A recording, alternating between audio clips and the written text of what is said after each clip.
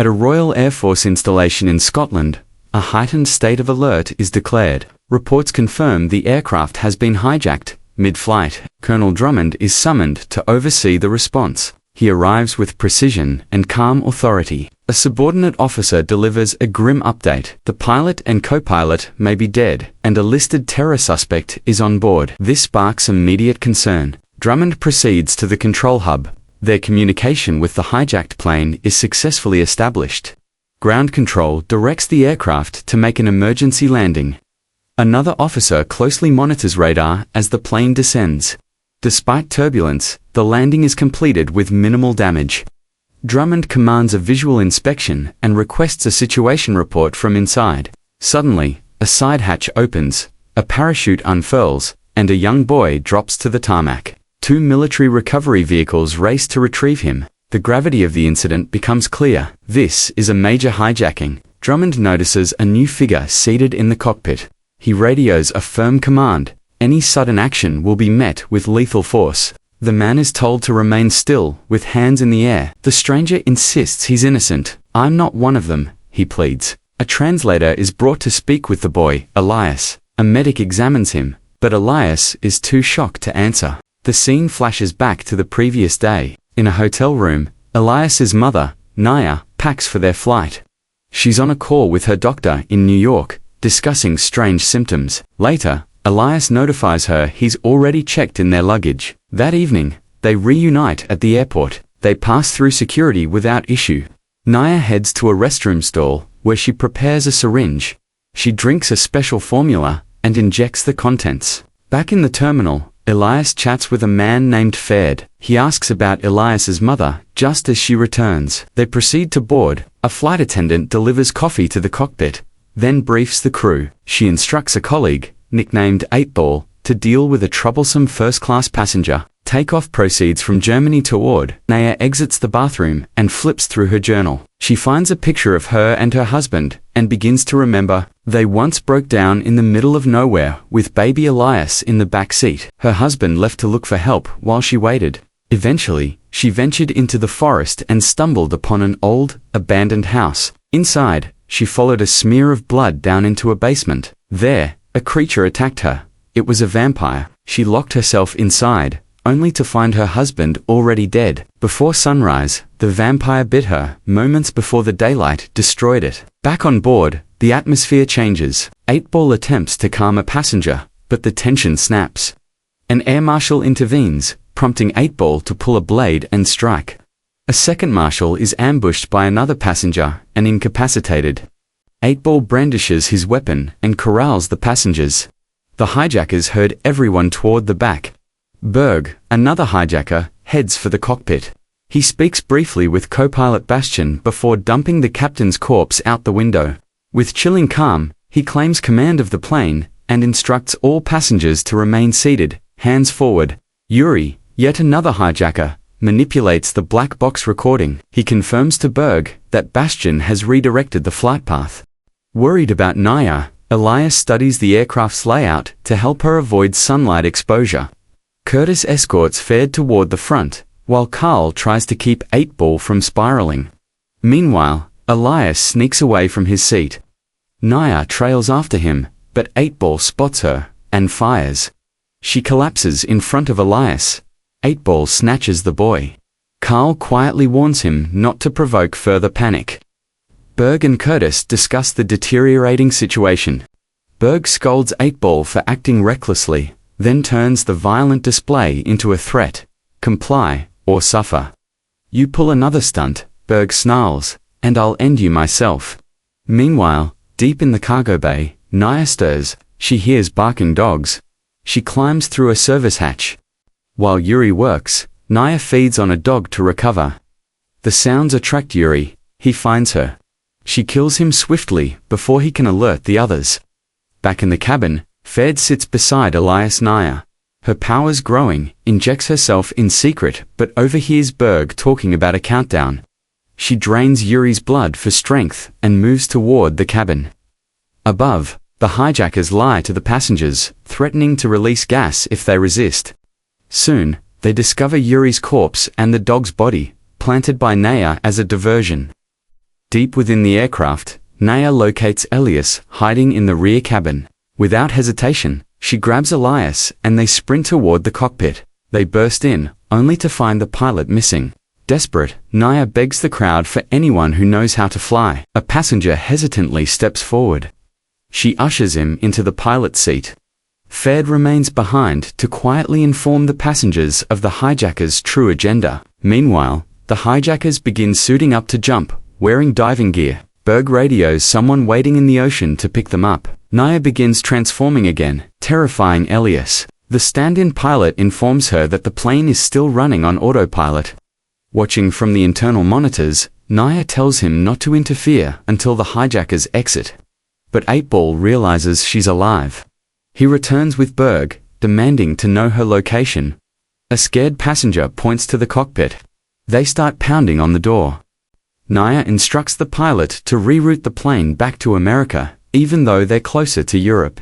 Panicked, he complies. Noticing the flight path change, Berg loses control. He executes a passenger on the spot, and vows to kill more, unless the cockpit is opened. 8-Ball drags a small girl forward. Berg holds her up for Naya to see, beginning a countdown. Just before he can pull the trigger, Naya explodes out of the cockpit. She lunges and sinks her teeth into Berg's neck. The pilot quickly seals the door behind her, keeping Elias safe. Naya kills Berg and takes off after the others, but Berg begins twitching, changing, becoming a vampire. Sensing his transformation, Naya doubles back and finishes him with a knife. 8-Ball watches, dark curiosity in his eyes. Naya returns to Elias, urges him to stay put, and locks herself in the bathroom. She notices her body mutating further. Elsewhere, 8-Ball rummages through her belongings and finds her journal. He reads about her vampiric nature and informs the others. Carl doesn't believe him, thinks he's gone mad. But 8-Ball reveals a UV lamp, proving it can harm her like sunlight. Inside the bathroom, Naya injects herself again. Memories overwhelm her, recalling how hard it was to raise Elias while needing to feed on blood. She remembers a night when Elias wouldn't stop crying. She instinctively hissed at him, but forced her fangs away to keep him safe. Later, she returned to the site where she was first bitten. There she met her maker's father, who confessed his son's bloodlust was uncontrollable, and so was his own. He believed vampires only brought ruin and shot her. Back in the present, 8-Ball is fashioning a wooden stake. The hijackers argue over next moves. Carl thinks their best shot is retaking the cockpit. Despite warnings, Elias sneaks out and finds Naya in the lavatory. He helps her regain composure. When the hijackers return, the pilot seals himself in the cockpit again. Naya confronts 8-Ball, but he blindsides her with the UV light. Her skin sizzles and she collapses. While the others rush to take control, 8-Ball stays back, injecting a syringe with her blood. He prepares to use it on himself. Just then, Elias enters, gun in hand. 8-Ball lunges for the weapon, but it fires, shattering a window. Cabin pressure drops violently. Bastian yells they only have 10 minutes of oxygen. The plane must descend quickly. Naya equips Elias with an oxygen mask. She grabs the pistol and shoots at 8-Ball, who vanishes into the shadows. The pilot, struggling for air, passes out behind the locked door. Taking advantage of the chaos, the hijackers attempt to breach the cockpit. Naya hands Elias to Fed. The plane begins a steep descent. Naya chases after 8-Ball, who's barricaded himself in a bulletproof vehicle on board. She fires, but it's useless. Inside, 8-Ball injects himself with her blood. His transformation begins. Knowing what's coming, Naya acts fast. She grabs a bottle of alcohol and some matches, douses the car, and sets it ablaze. As the flames engulf him, she recalls the vampire elder's warning. Their kind must never be allowed to multiply. With a cruel, mocking grin, 8-Ball laughs viciously. Thick, suffocating smoke begins curling through the plane. The hijackers panic as they spot the rising haze. Naya swiftly douses the growing fire and bolts back toward the cabin. As soon as she reappears, a flurry of bullets tears through the air. Hijackers open fire. Back in the chaos, the hijackers stumble across 8-Ball, now hideously transformed. He snarls and lunges. He sinks his fangs into Cordy's first, infecting him.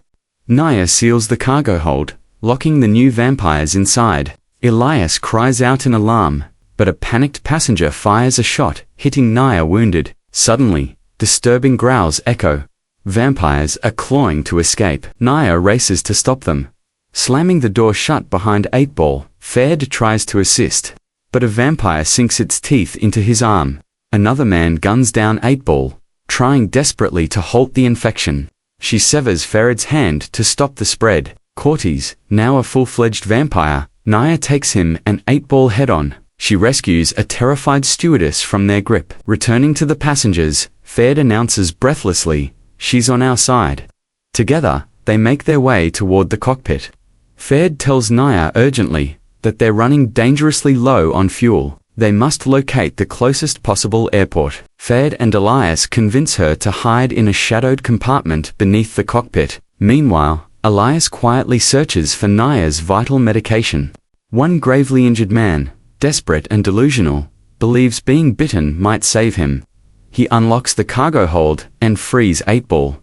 But 8-Ball immediately slaughters him, no hesitation. He viciously tears into the passengers, creating pure chaos.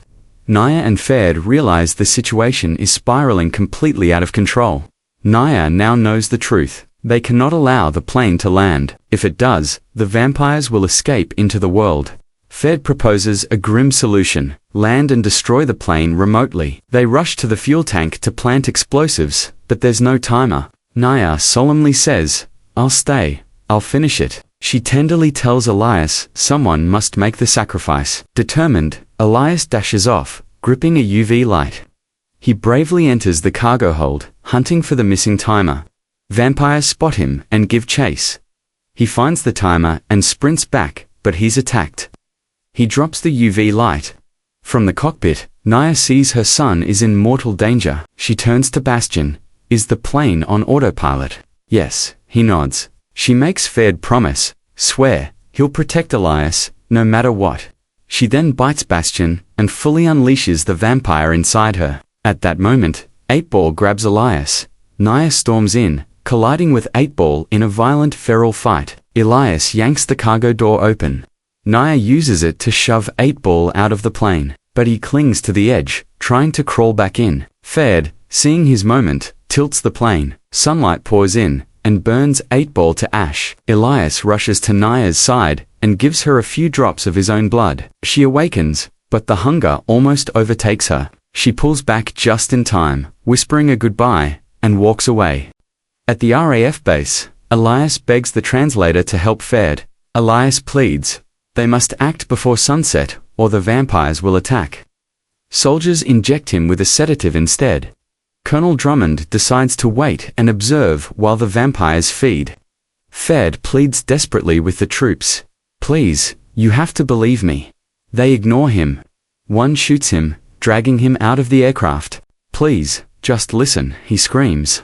But the soldiers march in, unaware of the horror waiting.